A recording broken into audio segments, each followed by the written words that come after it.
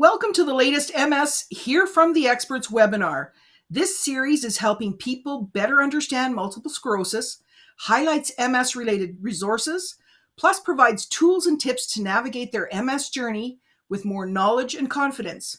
Our intention is to help you learn more about the disease, treatments, research, wellness strategies, our programs, and so much more. I'm Lori Murphy.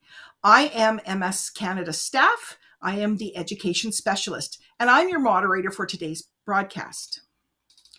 Before we get started with our presenter, let's briefly go over a couple of housekeeping items. Your microphones have been muted and will remain muted for the entirety of the broadcast. If you have a question, please type it into the chat box and we'll try to get to as many questions as possible following the formal part of the presentation. Please note that questions pertaining to specific personal situations likely cannot be answered in this type of venue, and we recommend contacting your personal MS healthcare team or perhaps contacting the MS Knowledge Network for those questions. This session is being recorded and will be available soon on our website in English. We will also add French subtitles to the recording, but that version won't be available for several weeks. The recordings will be available on our website under archived webinars and on our YouTube channel. A Facebook Live recording will also be available. Please note that MS Canada does not approve, endorse, or recommend any specific product, therapy, or service, but instead provides information to assist individuals in making their own health and wellness decisions. Today's broadcast is an opportunity to learn more about enhancing your wellness by getting support for your mental health and emotional well-being. Your physical and mental health often go hand in hand. During this webinar, you will learn tips for how to manage your mental health when living with a chronic illness and learn more about the resources offered to you through MS Canada Community. Today's expert is Christina Myers. She is a licensed professional counselor with a Bachelor of Science degree in multicultural studies with an emphasis in rehabilitation. She also holds a Master of Professional Counseling with an emphasis in vocational rehabilitation from the Stephen F. Austin State University in the United States. Christina has experience providing counseling services to individuals of all stages of life and in a variety of audiences within the community. She has training in trauma-informed care and utilizes a collaborative and compassionate approach to counseling, which fosters resilience, hope, and healing. Christina stands by the proverb, "We can't change the direction of the wind, but we can adjust the sails." Please join me in welcoming Christina to today's webinar. Thank you so much, Lori. So welcome, everybody. Again, I'm Christina Myers. I am a licensed professional associate in the state of Texas. I'm supervised by Dr. Leanne Solomonson. The reason why I have to introduce myself that way is I am still working towards my full licensure of 3,000 hours. But I want you guys to know I have been in this field for quite a while. I have 15 years of critical care experience as a respiratory therapist. I've also had the privilege and honor to work for an organization, non-for-profit here in the United States, helping people overcome any barriers or difficulties, not only for their mental health, but also entering the workforce. So let's go ahead and get started. There I am. I was so proud of that one, guys. This is my first headshot I ever got to take, so I'm glad they used this one. As you can see, here are my credentials, as we already spoken about. So let's go ahead and get into it. So how does chronic illness really impact overall health and well-being? I'm sure you guys on y'all's end really do understand that that is simply a no-brainer, right? When you have a chronic illness, it doesn't only impact your well-being and daily living. It impacts those people around you, how you look at your future, how you look at your present. And so making sure that you develop whatever skills needed to help you live the most of your day and the most of your life and just be present in everyday moments. It's a very important and valuable skill to learn. So, one thing I want to talk to you guys about is something called the wellness wheel. We all have 8 dimensions to the wellness wheel, as you can see on the slide. One is occupational. The next is spiritual, intellectual, physical, emotional, environmental, social, and financial. All aspects of this wheel helps you balance into the person that you want to be, to have overall well-being. When you have a chronic illness or an illness that causes you maybe not to have the mobility or causes you to have to use different skill sets to succeed in what you're wanting to do, it really can impact what kind of occupation that you could have, or maybe an occupation you might need to change into. In later slides, I'm going to share with you guys some valuable sites that can help you look at things just a little bit differently when you think of occupations. With a chronic illness, this is one of my favorites, is your spiritual aspect. Whether it be based in religion or based on whatever you find strength in, it's an important part to hone that and use that as a source of strength for you as you're kind of committing to having a great perspective and a positive attitude towards your critical illness. Um, when you have the intellectual and physical and emotional side of it, those are things that utilize a lot of support from others, support and belief in yourself. And when you look at the environmental side of it, I usually get very passionate. And when you meet Dr. Patrick, uh, I'm really big into how you need to become an advocate for yourself, no matter what your chronic illness is. You have to learn to find your voice. You have to learn that instead of asking permission to be the person you want to be or the person you are or discover the new person that you could become, environment is there, but it needs to fit into you. Just because you have a chronic illness or a barrier doesn't mean that you can't. So, being part of every environment, be it the workplace, be it in a school setting or in your community, environment is so very important. And the social aspect. I get to facilitate a support group through SESH. And one of the reasons why I love being a facilitator is because it can pull people together. And you get that social aspect that is so very important to overall wellness when you have a chronic illness. In my past, in my critical care setting as a respiratory therapist, one of the biggest things I found is that a lot of my patients suffered from just lack of connection. Hence, depression would set in, or the negative aspect of wanting to think positively about their future. The social side is so very important in overall wellness and your mental health. It's very easy to become isolated, or it's very easy to believe that what do I have to look forward to? But trust me, preparing and having the right attitude and taking care of yourself and those around you, that well-being will come. And also the other one I'd like to touch on the wellness wheel is financial. Oh my goodness. I can imagine what you guys are thinking with that at each different stage of your chronic illness that you might find yourself in.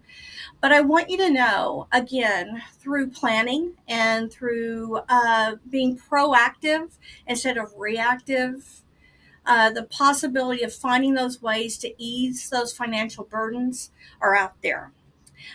So we're going to go ahead and go to our next slide. So the wellness wheel is a very great foundation for overall wellness.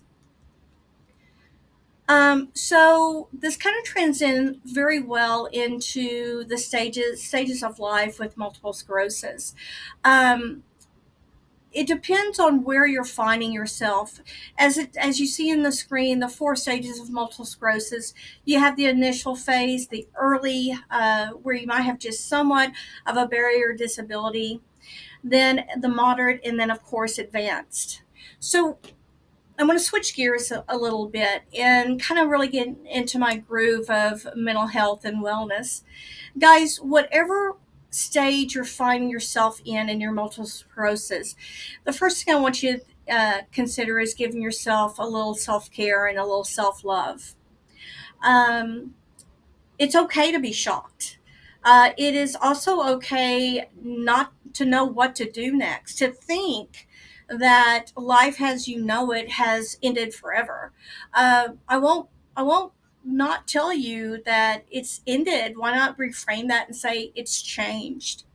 It's not going to be what it was, but how can it be better? Or how can we look at it in a manner of what is my future holding? I don't want to sound like a cheerleader because I'm not. But one thing I can let you know is if your perspective changes for the better or in a more positive light, these challenges of chronic illness can be handled in a way that brings you true empowerment and a lot of support for the people that are around you. And I have a slide that we're going to speak on in just a little bit also on caregiving, a caregiver for someone who has a chronic illness. Guys, it takes a team. That sounds so hokey, but it really does take a team. It takes a team getting together, forming a good partnership through any stage that you're in. Um, and also, guys, in your initial and early stages, this is when we need to become our own advocates.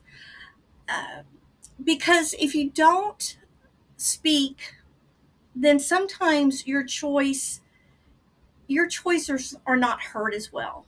So, because you have so many people wanting to do the best for you, anywhere from your physicians to your MS team, to your family, to your coworkers. Because honestly, guys, at the initial and the early stages, they, except for your medical team, they really don't know what they can do to help you.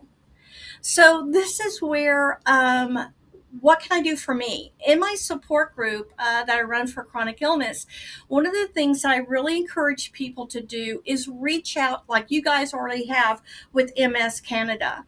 I had the opportunity to really explore the site.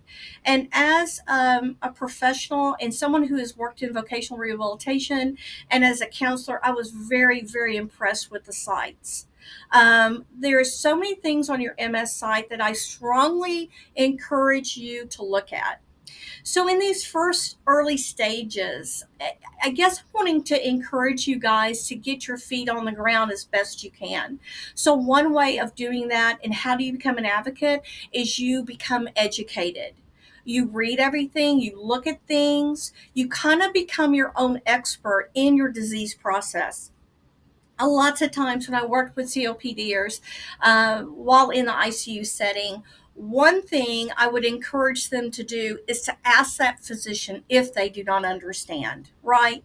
Um, where people are speaking for you, you can get that time of going, whoa, it's going a little bit too fast. Can you stop? I need you to back up and I need to explain to me again because guess what? You're in charge, okay? So as you look at number 3 and number 4 on your ladder and advanced times, I really want you to know then also those early days of being teaching yourself and educating yourself on what's out there to help you manage your multiple sclerosis or your chronic illness will help these stages. And not only, again, I keep repeating this, help the people around you to achieve what is best for you at the moment and to live a most productive life as possible. So, our next slide is one that I really want to take a moment and slow down and talk about. So, with any chronic illness and with multiple sclerosis, you see, I have MS and grief. So, don't you guys kind of agree or think about it that when someone tells you you have a chronic illness, your life immediately kind of freezes, right? It's like you're going, well, wait a second. Everything was just fine the other day, and I got plans 2 months from now, and my daughter's wedding is in a year, and oh my gosh, I'm just now retiring, or hey, I'm having my first baby. All of a sudden, that freezes when you hear those words. So, why I'm bringing up grief is because grief is existing. Grief is like it says, it's the emotional suffering you feel when something or someone you love is taken away. There's a lot of fear in that. There's a lot of negotiating to that. There's a lot of anger in that. So I believe when you are working through and finding ways to make your life manageable with a chronic illness, go ahead and accepting that you are grieving what you once had. And that's okay to do so. I'm sitting here looking at these slides, and, there's a part of me that I wish I could see your faces right now. Because when you can connect with somebody looking at each other, you can read things in about people or learn about their responses. And this is such a very serious and a very important topic to your overall well-being, is understanding it's okay to grieve what you once had. Because, mental health and mental wellness, those you are going to be sad at times. And that's when you give that self-love of going, that's okay. I'm grieving what I once had.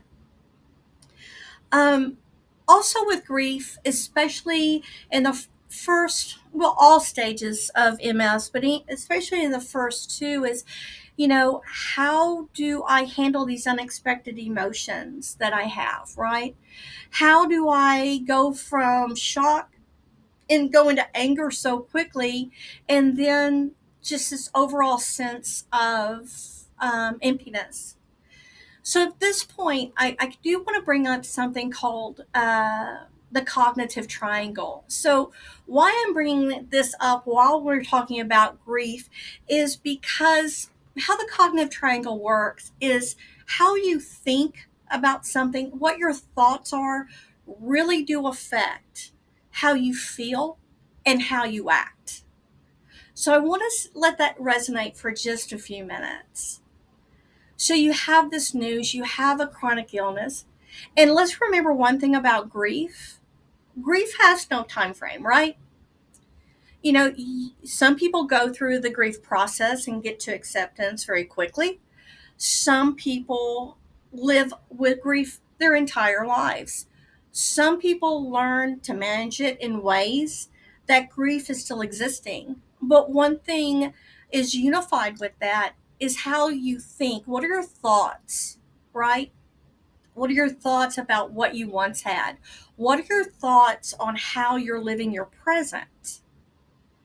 Because when you have a chronic illness, it's not a label that you wear. You choose what your labels are, right? So in the cognitive triangle, what is thought is very important. So don't forget, thoughts affect how you feel, and then of course how you act. So let's go to the next one, feelings. So the same thing applies. How you feel is going to affect how you think and how you act. So are you seeing how overall wellness, overall good mental health, striving towards those goals are so incredibly important? So my gosh, I'm so incredibly sad that I have this chronic illness. Oh, the dang thing. I'm thinking, how bad is this going to be for me? And then, acting is how am I going to behave about this?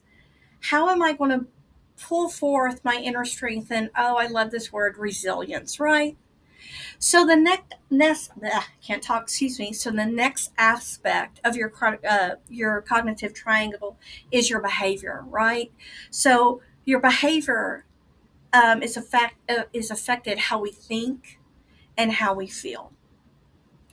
So not only do we have our wellness wheel that we look at, and every aspect of that wellness wheel incorporates our balance in life, so does our cognitive triangle of our thoughts and our feelings and our behaviors. So, guys, I'm going to always encourage y'all as y'all learn how to manage through your chronic illness that you acknowledge that missing what you once had is okay, but utilizing a positive and acknowledging a cognitive triangle is so very important in learning how to swim these seas of a chronic illness. So here is something very passionate, very, very, very passionate, in my heart, is that role of a caregiver, right? So I have a note here that says a caregiver is a person providing emotional support, spiritual support, and physical care. So one thing I have seen as in my many years of service working in a hospital setting, working in a non-for-profit working with barriers and disabilities, and then working in my counseling practice, is a sense of responsibility that the person with a chronic illness has towards the people that support them. Why I use the word responsibility is, they didn't choose, you as an individual did not choose. Y'all didn't say, oh my, yes, me, I want to have a chronic illness, because this is something that you didn't choose. This is something that has occurred. So a lot of times, the individuals I work with carry a lot of heaviness, they carry a lot of guilt, they carry a lot of being an imposition to those around them. And that's really far from the course, because the caregiver is there and they want to be there. The key that I've found with caregiver wellness is that caregiver becomes that teammate to that individual or family member that has a chronic illness. So we're already talking about how do you, as a person suffering from a chronic illness, prepare and make sure that their overall wellness is good, is that you pull that caregiver in. Early communication, talking about the things that scare you. Hey, a caregiver, this is a job that is not usually applied for, that is like having a second job, and it doesn't pay, right? You don't get compensation for it because it's a loved one. You're doing this because you love the individual. One thing that I have found with any caregiver that I've ever spoken to that comes to see me is that they absolutely, it's fulfilling. But the fact of the matter is, sometimes they do get a sense of being overwhelmed. How do I do everything and get everything done? Well, one of the first things that I encourage if I have some caregivers out there is to acknowledge, guys, you can't do it all. There is no way humanly possible to touch on everything you need to do and do it to the best of your expectations. So planning early and getting a network set up of other family members, of other community members is so very important. Then the individual with a chronic illness, this is where that communication is so very important. It's the openness, again, of being that advocate for you, telling yourself it is okay to reach out for help. Those are one of the things that are so very important. Now, I just heard some people out there go, oh, it might cost some money. It might be this, how can I afford it? This is when you look at great sites like you have through MS Canada, looking and researching what support groups are out there. A lot of times, community centers, a lot of times, churches or other places will provide the opportunity of getting together, When I worked for the non for profit, now I'm stuttering. It was great when I could put different people together, and all of a sudden there was a support group, right? All of a sudden, they had ideas on, hey, this is what I do to meal prep ahead, right? Or this is what doctor I found gave me great recommendations on where I can get supplies, right? So there it goes back. You're going to get really tired of me hearing advocacy and creating a plan and communication and just being allowing yourself to make this kind of a second job, right? When I say a second job, is maybe a different career path because you have no idea by your research how you're going to help somebody else. So, to my caregivers out there, you guys are doing great work, but your wellness is so, so important. You cannot, I repeat this, you cannot pour from an empty vessel. And it's okay to say, hey, I'm tired. I need to look into getting some respite care. It's okay to say, hey, I think I want to go and play pickleball, or I'm going to go outside and read a book, or I'm going to go outside simply and sit in the sunshine. So, you guys, don't forget your wellness of your caregiver. It's so important to formulate that good and strong team. Okay, so here's another thing I'm passionate about. So if you guys want to get out your pens and pencils, I know this is being recorded and you're going to be able to see it again. But I'm going to get on my bandwagon what I feel about this topic. Workplace success with living with MS.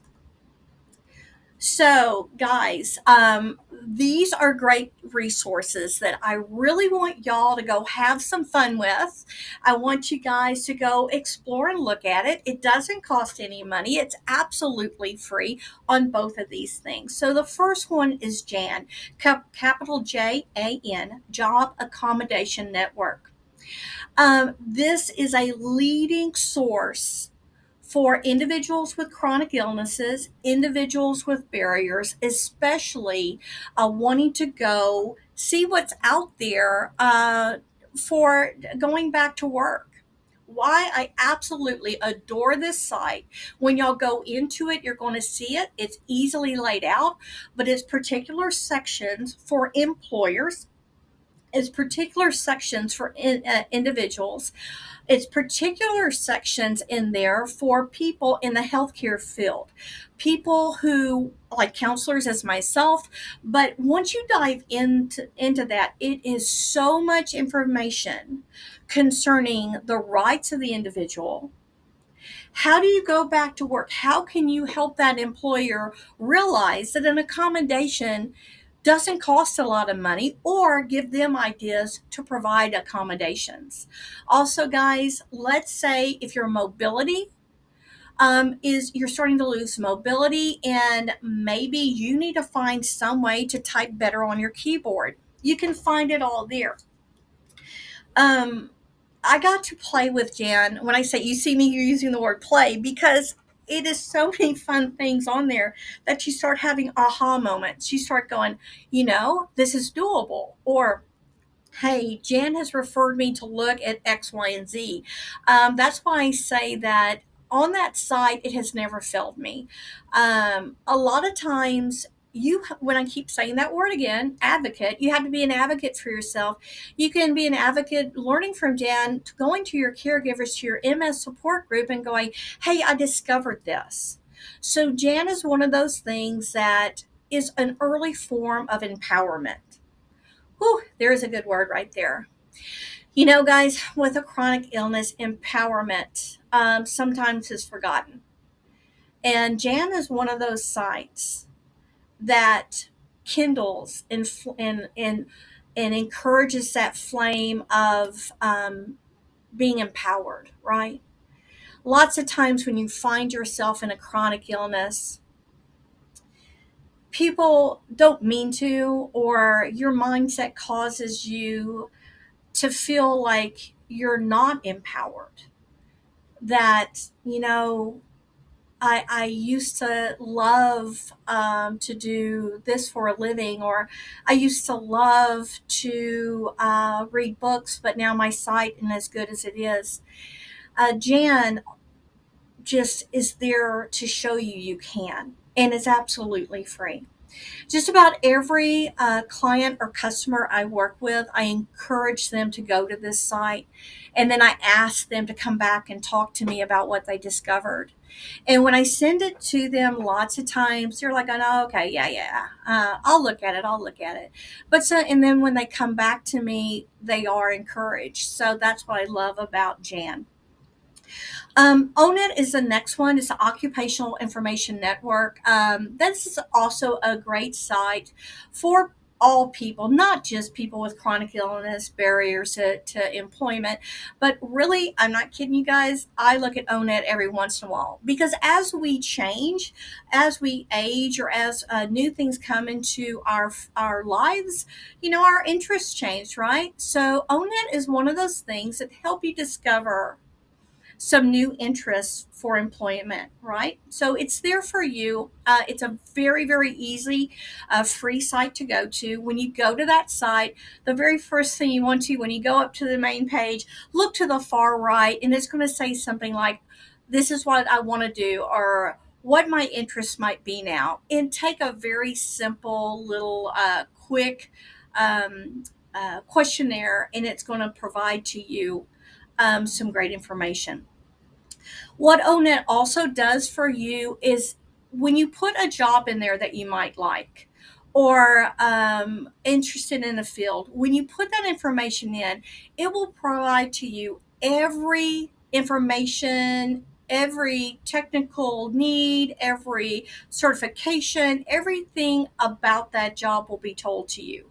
So if you start researching something and you find, "Hey, I don't have the credentials to do this," it will also let you know where you can go and get it. It also provides you a range of what kind of payment you can receive in that field.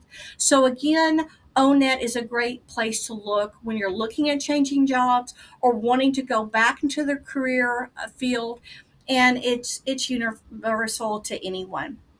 Okay, so we're going to go to our next slide. All right, so we're getting towards the end of our presentation. And so I want y'all to do a little lotus flower activity for me, okay, for me. So, oops, there's my slide. There it goes. So, guys, I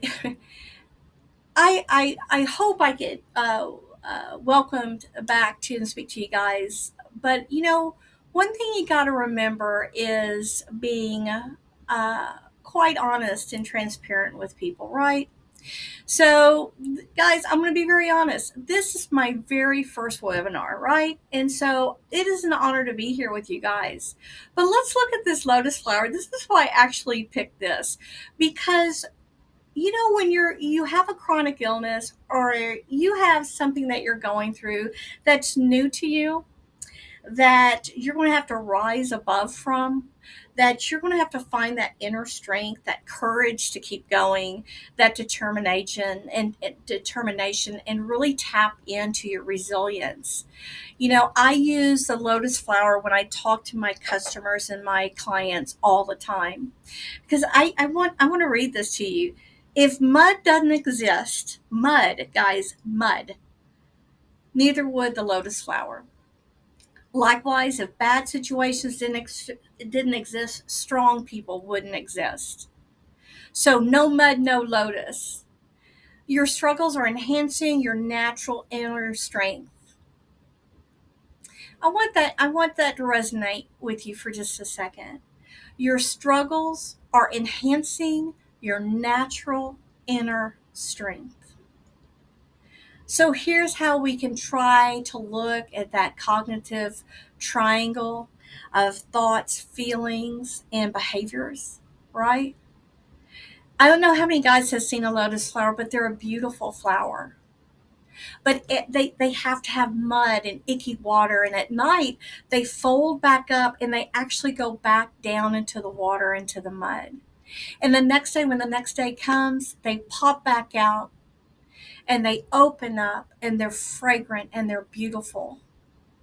And each petal of that lotus flower, I like to use it when I'm in session as a symbol of what your strengths are, what you have inside of you as a resource. That how you take an icky situation, a situation you never planned for, but you turn it into something beautiful. Um, if you can try your hardest to see the faint light and the beauty of the day through murky waters, then you will soon rise above your circumstances and bask in the sun. Now, guys, to some, I know that sounds really hokey. I know it does. I know it does. But when you're faced with a chronic illness, the one person you can rely on is yourself. You have great people around you, you have great support, but your overall wellness is what's going to carry you through. All right? So I'm looking at it, we have about 22 minutes left of this seminar. So I'm going to ask you to do this little visualization with me. So wherever you guys are, I would like y'all to get still. And I would very much like you guys to shut your eyes if you're comfortable. If not, just lower your gaze. I want you to go ahead and kind of feel your chair or your seat under you. I want you to kind of get a sense for your environment. Is the temperature just right? I want you to take a moment and I want you just to feel the breath go in and out through your nose. You can take a deep breath if you want, but you don't have to. So I want you to come into this space. And when you're ready, I want you to shut your eyes. I want you to imagine that you are that lotus flower. So I want you to think what color your petals might be. What are the colors? What are the scars on that lotus petal? I want you to see it at first closed up. I want you to see the stem. And then I want you to imagine that beautiful blossom is going into that murky, muddy water. I want you to think as it hits the water, and now that it's submerged, what beautiful things are going to come from that the next day.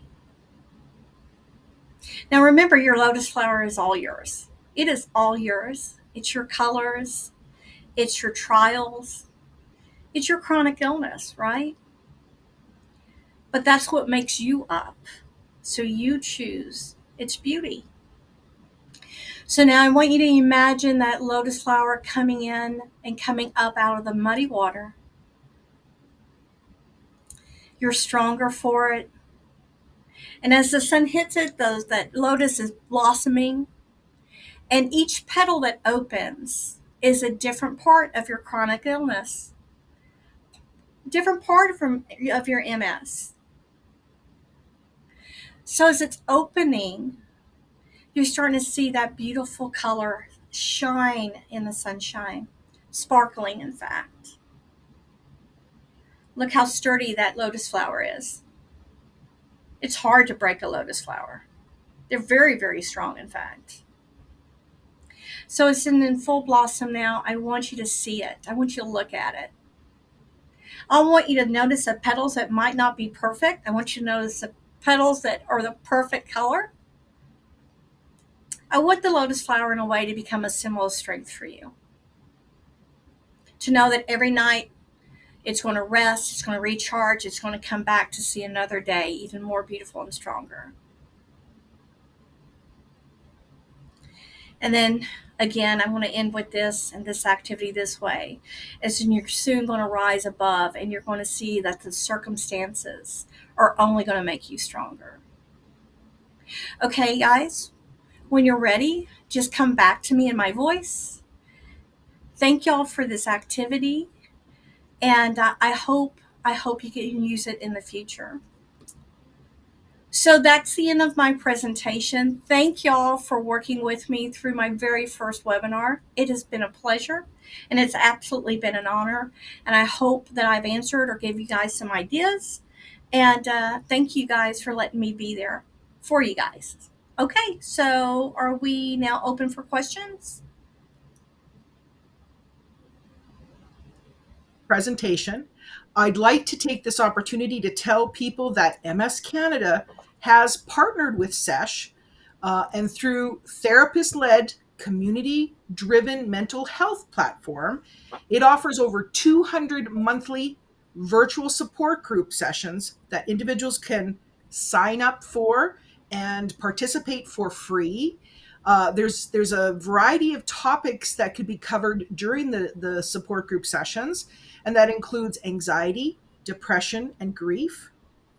These virtual support groups provide a confidential and safe place for individuals to come and talk about shared life experiences, possibly talking about solutions to the challenges that they're facing or other wellness strategies to help them enhance their quality of life. So on our website, you can find more information and the registration information by typing in the search SESH, SESH, and you will get that information to help you find how to get involved. So now we do have a few minutes for some questions. I wanted to note that joining Christina right now to possibly answer some questions is her co-worker from SESH, Patrick Rowley. And I hope I said that right, Patrick. But welcome, Patrick. Okay, fantastic. So for the Facebook Live audience or the Discovery Campus audience, please type your questions into the chat box, and we're going to get to as many as possible. So I'm going to just flip over to the questions. Okay, so the first one I have here, if you're in your early stages of MS, so step one, diagnosis or recently diagnosed, and you're applying for a new job, should you be disclosing? So, what are some suggestions for disclosing that you have MS early on in the disease? So I want to answer it this way. Jan will be very helpful also for you to research that answer. And that was a very, very good question because you're right. That is something to consider when you're applying for a job. One thing that I usually tell my customers is you don't have to disclose unless you want to. Some employers will discriminate against you by thinking that you're going to cost them a lot of money hiring, if they hire you. So, one thing I would do is kind of go through your first interview, research the company or research who you're going to work for, and that'll provide to you the opportunity to make an informed choice. And, I'm not going to say to you that it it does or doesn't make a different disclosing. It's one of those things that you're never going to get a straight answer really from anybody because it's up to you in making that choice. I can't think for that employer. That's where educating yourself, becoming your own advocate, learning how to explain your disability. Real quick, I do want to say this. If you do want to disclose your disability, one way you could do it is by giving an example of how your employer could give you an accommodation. So you're taking the work away from that employer by saying, like like if if I was in a wheelchair and I needed a certain height desk, I would say, okay, yes, I am in a wheelchair. What I have found works for me in my other jobs was simply bringing 4 bricks from outside and raising the desk up. So if you give them an accommodation idea, you're taking away their fear of hiring you. So I hope I didn't evade that question, but that's how I would like y'all to kind of consider that. Patrick, anything else you'd like to add to that? Yeah, sure. I think it reflects back to the wellness wheel. It takes a lot of time to research jobs, apply for jobs, interview for jobs, onboard. That's a lot of your time. I think it would be important, as Christina said at the beginning of her presentation, to do that research into the right cultural fit for you as a professional. You should feel empowered by that process. And when you're meeting with the person that's interviewing and potentially offering you the job, you would hope to gain some clarity on the type of culture that exists within that business, that they would welcome somebody that experiences the needs that you may have as a way to improve the business, because you can add some different perspectives that people may have never considered. So, kind of reflecting back on your strengths and your ideas, components of resilience in that process to add some significance to your experience in the onboarding process. Make sure to find that right cultural fit so that when you approach the process, it really is intentional and meaningful to you. I would like to add one more thing to that, and I'm going to throw out the word inclusion. Um, is educating yourself as the pending new employee, and again, here's that advocacy is inclusion, and what can I bring? So, absolutely, learning the culture is so very important. Thank you.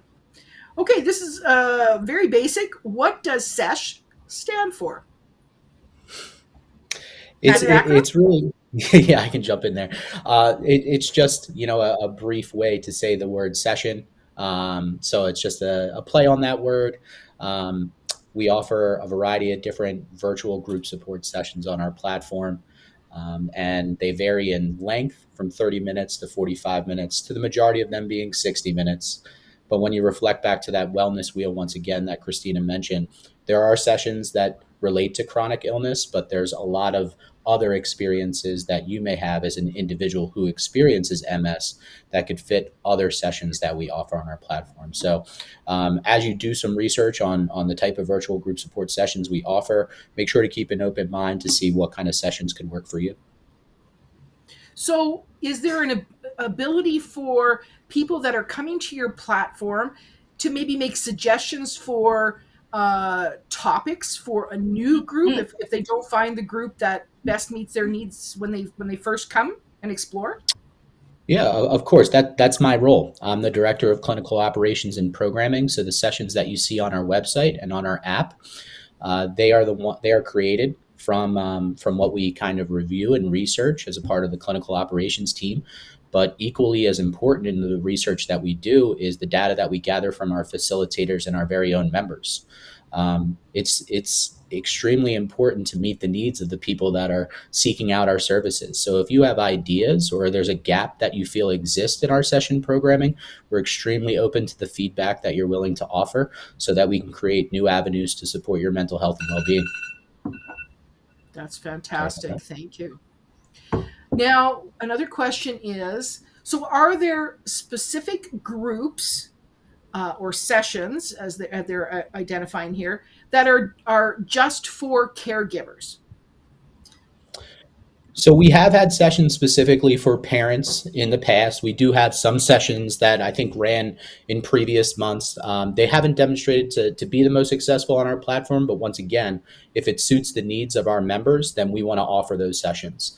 So we've had sessions related to in parents that have children experiencing chronic illness, parents that have children experiencing a mental health need. We've had sessions on divorce. We've had sessions on just the idea, the concept of being an empty nester and your children leaving the house. So we have the ability to be extremely flexible in the sessions we offer, and we feel that parents are an important piece to that equation. I'd like to add, and one reason, and one reason why am I'm participating with Sesh, and this I am so happy to be part of it. But a lot of times in our sessions, a lot of suggestions will come from our participants, and it's just one of those things that you're heard as looking for support for others. On the broad spectrum of this presentation, sometimes it's very difficult to find support groups for caregivers of people with chronic illness. So that's where the individual has to kind of seek them out and find them. And SESH is one of those opportunities that maybe in the future, y'all could find what you need if you're looking for a specific support group. But that's where you just got to put your boots on the ground and start looking for it. And, you never know. Maybe you be that one that starts that support group in your own community. So. Okay. All right. The last of our questions. Christina, how would you Yes. compare the support in groups versus individual therapy? So, how do I compare support groups to individual therapy? Yes. Okay. Well, a support group is what the word stands for, support. So, as a facilitator, I'm not running a group session where I'm putting in different theories in place and working on that aspect of therapy based to improve mental wellness. In a support group session, it's really laying in the hands of the people in the group. So exchanging different ideas, finding different resources. So the facilitator is one that just kind of connects people together. And if we're on a topic that runs in a good course of a direction, then you're just kind of piecing it together. But actually, the members are running the group. As a support group, I'll tell you kind of like what I did, like I tried to do in this session with Jan and Onet. That's kind of how a support group goes. Hey, you need to go check out this site. Miss Flora, I really am going to go back and look at your site on MS. I really thoroughly enjoyed it. So I hope that answered your question. It's just connecting different people who have different ideas, different perspectives, and different solutions. And difference of individual, if I was doing individual VR counseling, it's pretty much the same thing, except I'm doing it one-on-one. I'm doing a lot of behavior training. I'm looking at what are our strengths opposed to what are our weaknesses, and then what accommodations can I locate for this individual to help them be successful in daily living and in the business world. So it just comes down to how you look at things. Where there's a will, there's a way. That's why I love my thing about you just change the sails. Wind's going to blow. Well, how can I change the sails? So I hope I answered your question. Yes, thank you. You're welcome. All right. Well, we don't have any additional questions. So let's wrap up our webinar. Thank you very much, Christina and Patrick, for your involvement today, for answering our questions. Again, if you want more information about the SESH program offered through MS Canada, you can go to our website and in the search bar, type SESH, and you will get the information about this free program, but there is an application to sign up so you get that free access. All right. So as we wrap up today's broadcast, I want to remind you about the MS Knowledge Network. This network is staffed by trained navigators who provide consistent, quality information and support. So whether you live somewhere in Canada, or we know that more and more people are reaching out internationally to access accurate, up-to-date information and support, you're welcome to connect by phone, email, or live chat through the MS Canada's website. And please know that all of the interactions are confidential and the information is trustworthy. MS Navigators can help you learn more about the programming and resources we offer. Plus, they can help you find other community or government supports and programs, and can also get you signed up for our monthly MS Canada e-newsletter that comes directly to your email address every month, and it's full of motivating stories about people who are living with MS. It talks about our fundraising. It talks about our programs and services. It's just a really great tool to keep you informed and up to date. We want you to be part of the MS community and encourage you to get involved with our programs, services, events, government relations, and volunteer opportunities. These days, connecting with each other is more important than ever, and more information is available on our website Brand new website as of May, www.mscanada.ca. Do you want? Yeah, thank you. If you have questions or need support for this webinar or any of our education activities, you can reach out to the education team by email at education@mscanada.ca. And on behalf of MS Canada, I want to thank you for tuning into today's webinar. We wish you all the best. And again, don't hesitate to reach out if you need information or support. And have a good day.